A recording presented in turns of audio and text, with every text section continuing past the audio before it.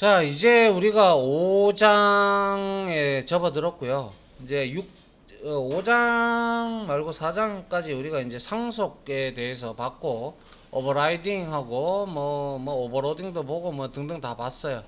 이제 제어자의 종류들이 꽤 들어 있는데요. 본 것도 있고, 안 본 것도 있습니다, 여러분들이. 그래서 앞으로 봐야 될 것들도 있고요. 그래서 그런 거에 대해서 설명을 할 테니 잘 한번 보시기 바랍니다.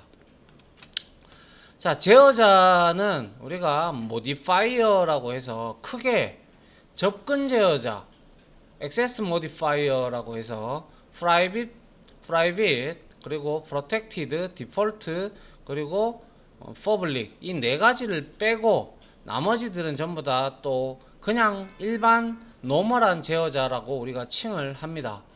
그래서 이 제어자는요, 뭐 별다른 할 일을 하긴 하는데 얘는 클래스나 변수, 메서드의 선언부에 사용되어서 부가적인 의미를 부여를 하게 되죠.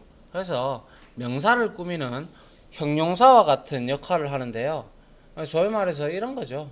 우리가 만약에 private이 생성자 앞에 붙어버리면 얘는 외부에서 인스턴스를 생성 못하는 그런 의미를 지니게 되죠. 맞나요? 아울러 static final이 붙어버리면 일반 변수가 아닌 그거는 불변의 정적 상수가 되는 그러한 형태가 되죠. 그죠?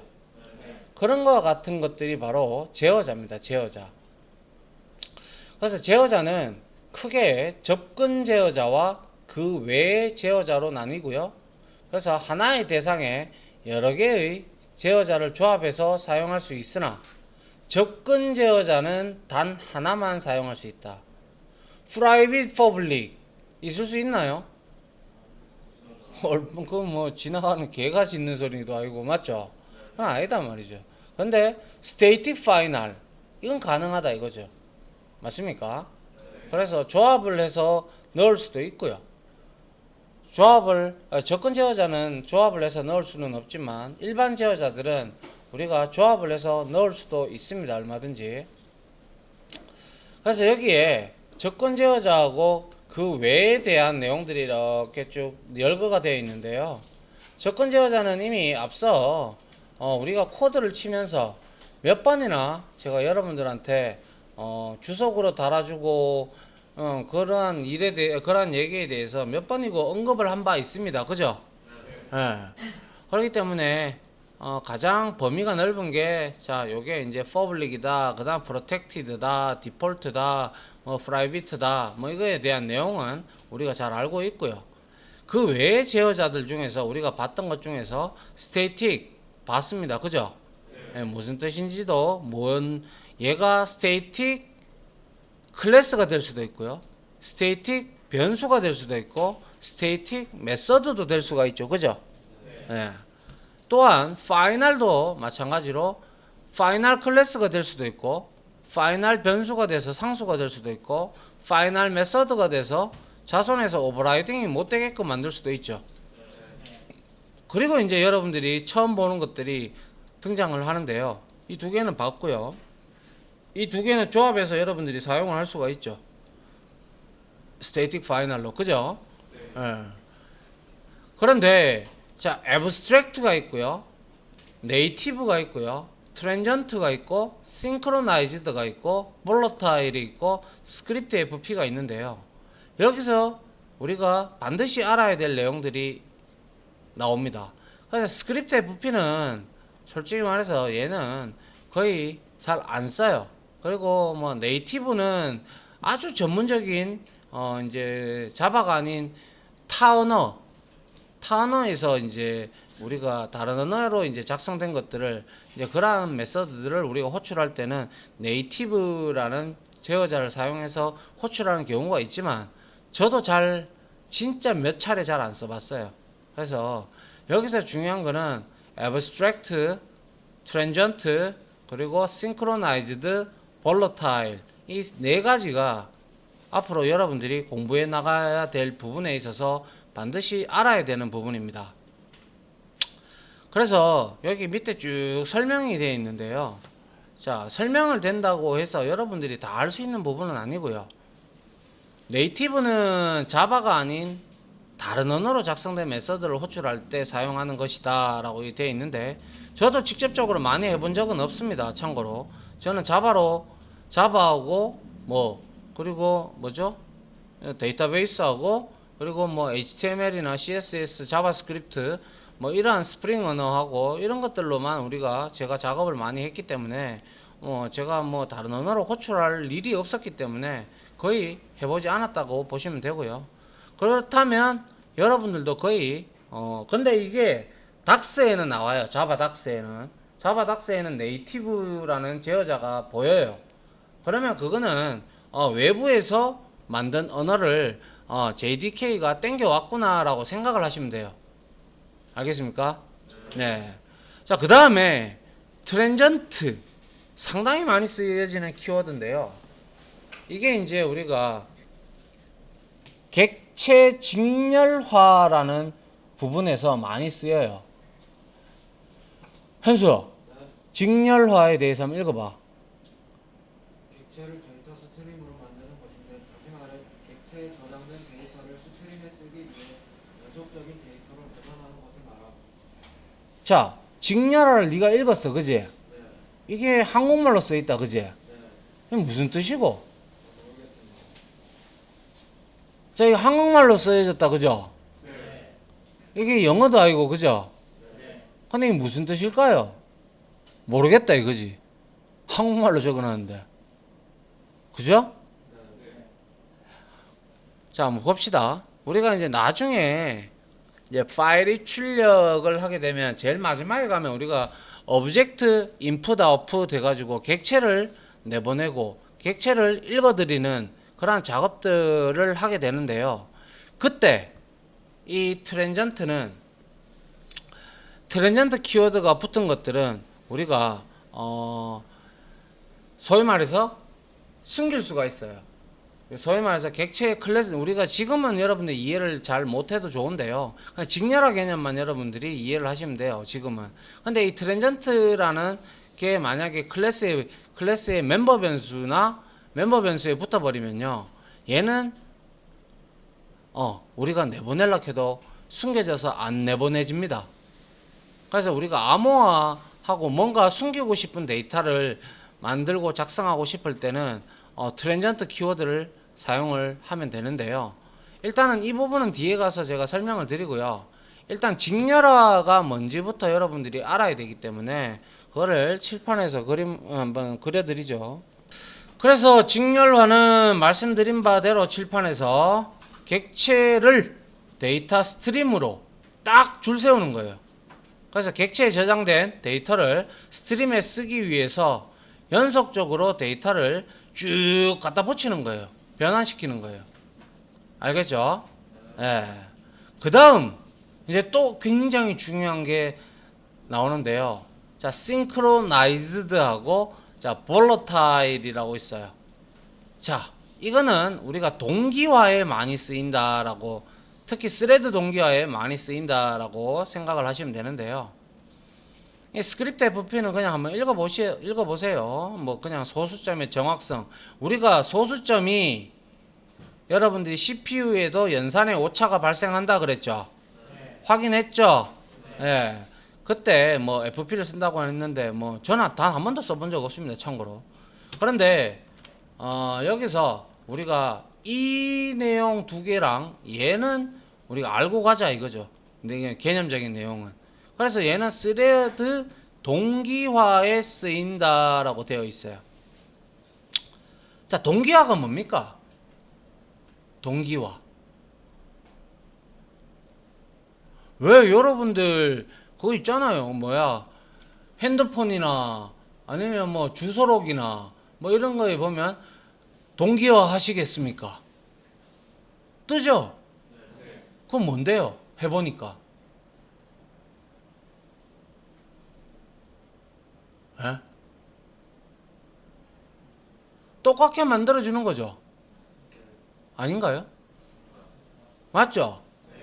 그래서 동기화라고 우리가 이렇게 되어 있는데, 자, 요즘에는 이제 동기화에서 비동기화로 넘어가는 비동기화 메소드들로 많이 넘어가는 추세긴 하긴 하지만 동기화 메소드에 대해서 이론을 모르고 있다면 비동기화도 이론적으로 이해하기는 어렵다라는 것이죠.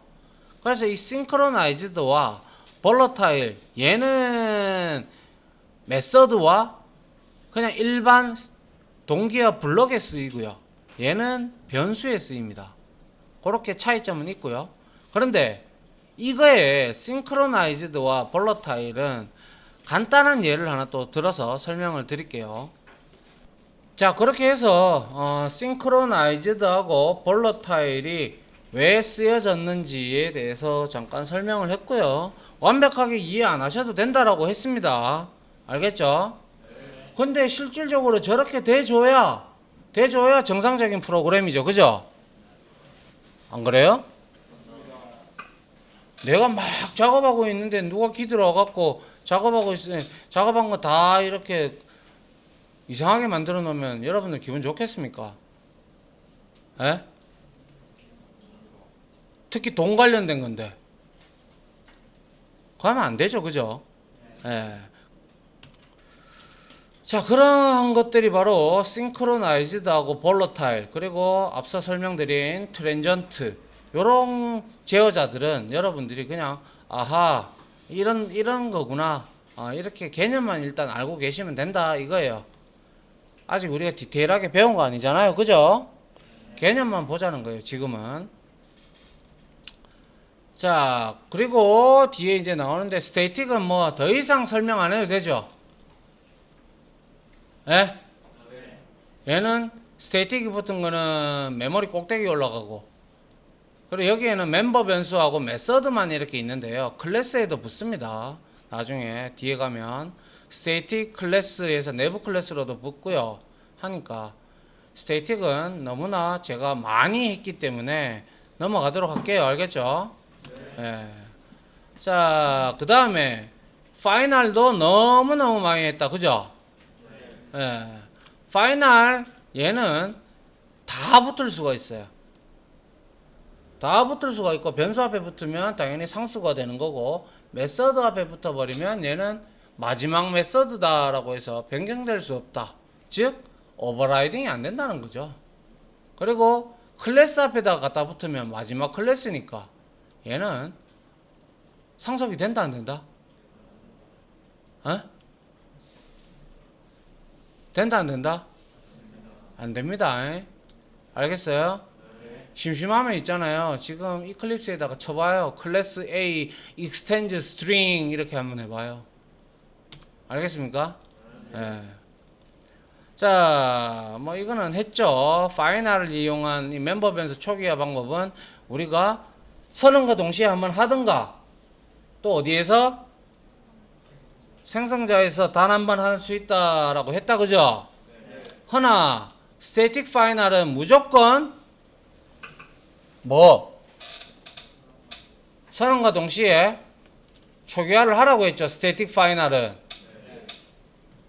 왜 몰라 자꾸. 다 했는데. 자, 됐고요. 그 다음에 이제 애브스트랙트. 이제 이게 다형성 끝나고 나오는 놈인데요. 자, 애브스트랙트의 뜻은 추상적인 미완성의 이런 뜻입니다. 그래서 애브스트랙트가 사용될 수 있는 것은 당연히 클래스가 되고요. 메서드가 되는데요.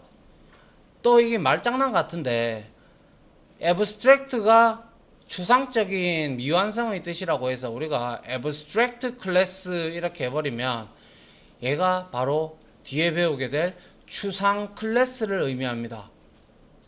추상 클래스의 정의는요. 추상 메서드를 한 개 이상 포함하고 있는 클래스를 추상 클래스라고 칭을 합니다. 말장난 같은데. 근데 그러면 추상 메서드는 뭐냐? 애브스트랙트 메서드는 도대체 뭐냐? 이거예요. 자, 요렇게 돼 있네요. 이 메서드다. 그죠? 맞나요? 근데 뭐가 없다. 그죠? 뭐가 없죠? 구현부가 없다. 그죠? 맞잖아. 구현부가 없단 말이야. 구현부가 없는 것을 우리는 추상 메서드라고 합니다. 그래서 나중에 이 추상 메서드는 상당히 중요한 역할을 많이 합니다. 얘는 이제 인터페이스의 가장 핵심 멤버입니다. 그래서 얘는 추상 메서드가 추상 메서드를 한 개 이상이라도 포함하고 있다면 그 클래스는 바로 abstract 클래스, 즉 추상 클래스가 됩니다. 그러면 결과론적으로 이 추상 클래스는 추상 메서드를 하나 이상 포함하고 있기에 얘는 인스턴스를 만들 수가 있다야 없다? 생각을 해봅시다. 추상 클래스를 인스턴스를 만들었다면 이 무브 메서드가 호출이 돼야 될 거 아니야. 그런데 여기에 구현부가 없잖아. 그러면 이 메서드가 호출돼서 무슨 일을 할 건데 아무 일도 못 하잖아. 그럼 이거 인스턴스 생성할 수 있나? 그럼 얘는 인스턴스 생성하려고 하면 어떻게 해야 돼? 우리가 배웠던 개념으로 여기 적혀있네. 상속을 통해서 얘를 익스텐즈를 해서 이 메서드를 반드시 오버라이딩 처리해 줘야 되겠죠. 구현부가 있게 만들어 줘야 될 거 아니야. 그래야 비로소 그 클래스, 이 클래스는 아니고요, 그 클래스에서 메서드를 호출할 수가 있다 이 말입니다. 이런 게 상당히 많습니다. 앞으로 알겠죠? 예, 그래서 abstract는 추상적인에서 클래스 앞에 붙으면 abstract 클래스, 그리고 메서드 앞에 붙으면 abstract 메서드 해서 추상 메서드가 됩니다. 결과론적으로 abstract라는 이 제어자를 다 떼내어야지만 인스턴스를 생성할 수 있잖아요. 그죠? 그렇게 생각하시면 됩니다. 알겠죠? 자, 그리고 액세스 모디파이어는 그만할게요. 이거는 다 알죠? 그죠? 예? private, default, protected, public. 여기서 중요한 거는 public하고 private를 잘 알고 계시면 되죠. 자, getter하고 setter를 제외하고 멤버 변수는 감싼다 그랬죠? 그래서 제가 여러분들한테 말씀드렸다시피 접근 제어자를 이용해서 우리 이거 제일 첫 번째 객체 지향 언어 개념에서 배웠던 타임 클래스다. 그죠? 이 타임 클래스에서 프라이빗으로 돌리고 우리가 getter, setter 제공해 주면서 타임 toString도 오버라이딩 하고, 그래서 어떻게 이 그림이 기억납니까? 이제 제가 그때 그렸던 거.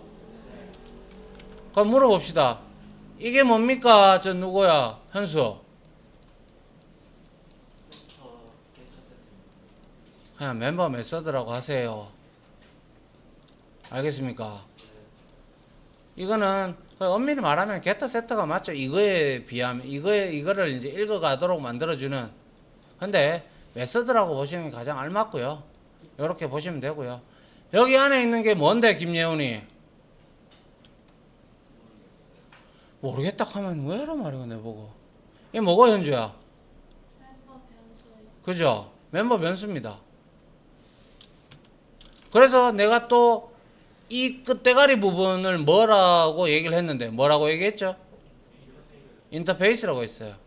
근데 이 객체를 보세요. 여기도 요 끝대가리가 있죠. 그죠? 인터가 뭐뭐 사이라는 뜻이죠. 페이스는 뭐예요? 얼굴이다. 그죠? 얼굴과 얼굴 사이예요. 그래서 나중에 제가 인터페이스 설명할 때 이렇게 객체를 두고 인터페이스를 두고 서로 이렇게 마주 봐가지고 서로 작업을 하는 그러한 개념이 바로 인터페이스 개념입니다. 요거는 나중에 보도록 하고요. 이렇게 캡슐화를 할 수가 있다라는 부분. 그리고 이거는 싱글톤입니다. 우리 싱글톤 해봤죠? 그죠? 네. 자, 그리고 이제 제어자의 조합인데요. 우리가 한번 가만히 생각해 봅시다. 자, 메서드의 스태틱과 애브스트랙트를 함께 사용할 수 없다. 애브스트랙트하고 스태틱하고 같이 붙어 댕길 수가 있을까요? 왜 없습니까? 누가 없다고 했나? 왜 없습니까?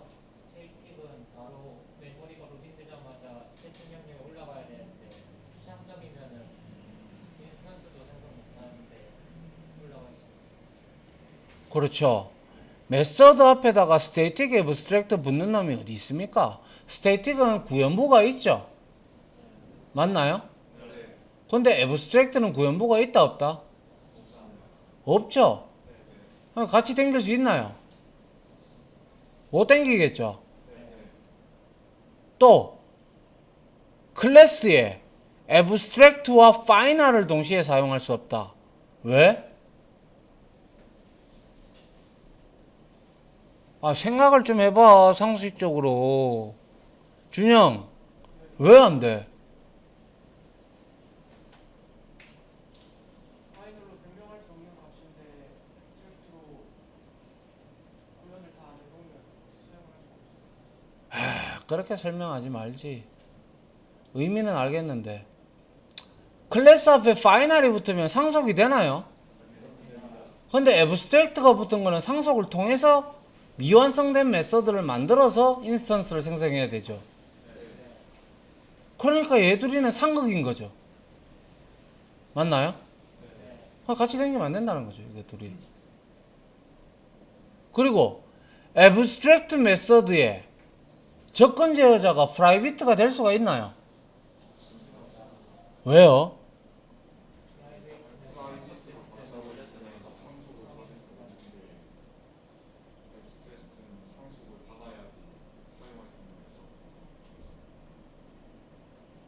뭐 맞기는 맞는데 와 자꾸 아이들이 목소리가 얼굴만 보면 기 들어가노. 애브스트랙트 메서드의 접근 제어자가 프라이빗이다. 프라이빗는 같은 클래스 내에서만 접근이 가능한데 이 추상 메서드는 상속을 통해서 오버라이딩이 되어야 되는데 프라이빗가 붙으면 not visible이 뜨는데 오버라이딩을 할 수 있나요? 못하죠. 그러니까 안 되는 거죠. 그리고 메서드에 프라이빗와 파이널과 같이 사용할 필요는 없다. 왜? 같은 말이거든요. 맞잖아. 프라이빗가 붙어 있는 메서드도 오버라이딩이 안 되고 안 보이니까. 파이널도 마지막 메서드니까 오버라이딩이 안 되고. 맞습니까? 같이 쓰면 필요가 전혀 없죠. 하나만 쓰면 되죠. 둘 중에. 맞나요? 네. 요까지 마무리 하도록 하죠.